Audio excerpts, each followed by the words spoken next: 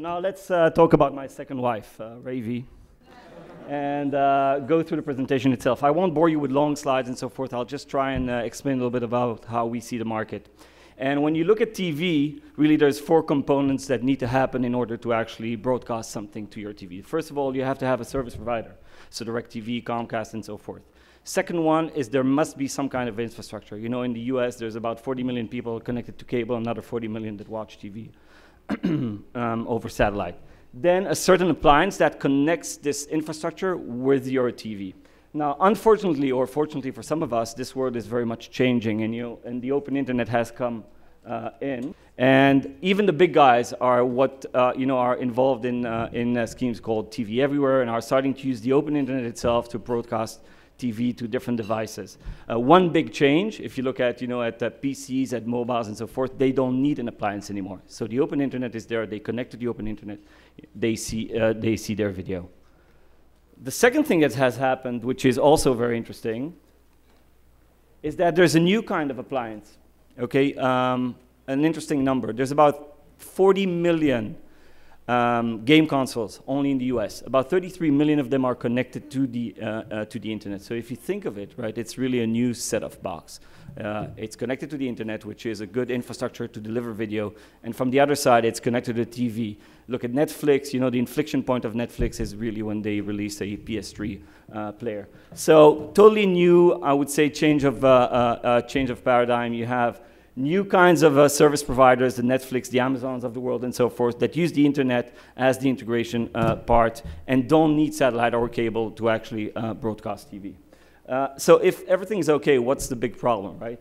So here are the 2 things that we need to take into consideration. If you look from an infrastructure perspective, the traditional guys, let's call them for a second, invested billions of dollars in putting together cable and satellite. The new guys, they just do streaming over the open internet. That's tens of millions of dollars, right? The other thing is, on the appliance side, to deploy set-top boxes, you need a truck roll, you need a lot of support, and that thing, costs a lot of money. On the internet, you just go to Best Buy, you buy this wire, you buy a box to your Roku, you connect it, and it works. So that has changed the business model as well, from a $40 to $80 sub. And we were all, I think last year we were here on a panel with DirecTV, and the question is, when am I going to stop paying those $80? You go into a model of $10 a month. Netflix $8, Amazon, everybody's coming up with an $8 to $10 business model a month.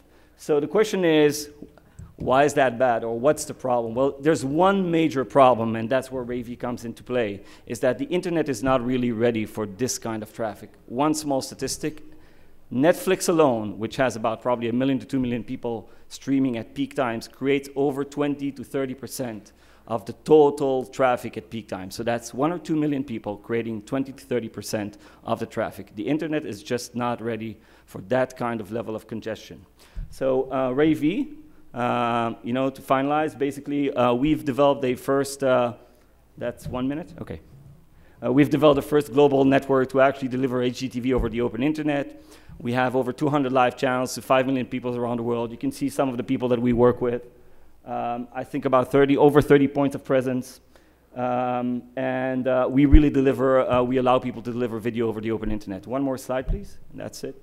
We're happy to launch 2 new products here. One is RayV Mobile. So we've taken part of our network and we've created a network which is specifically dedicated for HDTV to mobile networks. You're welcome outside to view it on the pavilion. And the second one, we've done a couple of strong relationships or strong partnerships. One is with LG. So in the next generation of the LG connected TVs, you'll have a RayV app. You'll be able to go to the App Store and just see a channel a la carte. I think it's a very innovative approach. And the second one is with an Israeli company called Conduit. They have over 250 million people around the world using their software. We're going to start distributing TV to them as well. So if you have any questions, please feel free to approach Mitch and the team. They're out at the pavilion. We'd love to take your questions. Thank you.